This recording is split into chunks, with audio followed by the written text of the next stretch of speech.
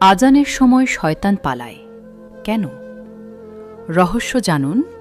ইসলামে আজান শুধু নামাজের আহ্বান নয়, এটি তাওহীদের ঘোষণা, ঈমানের ডাক এবং শয়তানের বিরুদ্ধে এক শক্তিশালী আধ্যাত্মিক ঘোষণা। সহিহ হাদিসে এসেছে, রসূল সাল্লাল্লাহু আলাইহি ওয়াসাল্লাম বলেছেন, যখন নামাজের জন্য আজান দেওয়া হয় তখন শয়তান পেছন ফিরে পালিয়ে যায় এবং এমনভাবে দূরে সরে যায় যেন সে আজানের শব্দ না শুনতে পায়। সহিহ বুখারী, সহিহ মুসলিম। মসজিদে আজানের শব্দ শুনলেই শয়তান কেন পালিয়ে যায়? এর পেছনে রয়েছে 3টি আশ্চর্যজনক কারণ, যা জানলে আপনি সত্যিই অবাক হয়ে যাবেন। প্রিয় দর্শক, দ্বীনের অজানা বিষয়গুলো হৃদয়ঙ্গম করতে আমাদের চ্যানেলটি সাবস্ক্রাইব করুন।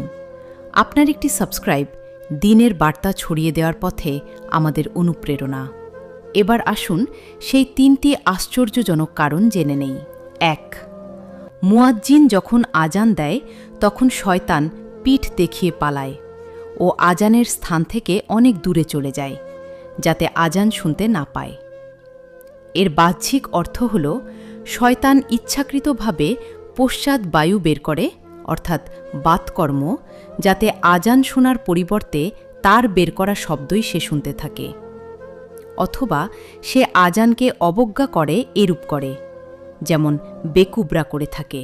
অথবা সে স্বেচ্ছায় এ কাজ করে না, বরং আজান শোনার সময় তার কঠিন ভয় হয়, আর সেই ভয় থেকে এরূপ শব্দ সৃষ্টি হয়।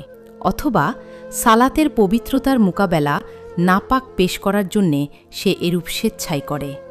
আজান শেষ হয়ে গেলে সে আবার ফিরে আসে। অতঃপর সালাতের জন্য ইকামত দেওয়া হলে সে পিঠ দেখিয়ে পালায়। ইকামত শেষ হয়ে গেলে আবার ফিরে এসে সালাতরত ব্যক্তির মনে ওয়াসওয়াসা সৃষ্টি করে। 2. আজানের প্রতিটি বাক্যে আল্লাহর মহিমা, একত্ববাদ এবং এবাদতের আহ্বান উচ্চারিত হয়। আর শয়তানের সবচেয়ে বড় লক্ষ্যই হল মানুষকে আল্লাহর স্মরণ, নামাজ ও আনুগত্য থেকে দূরে রাখা।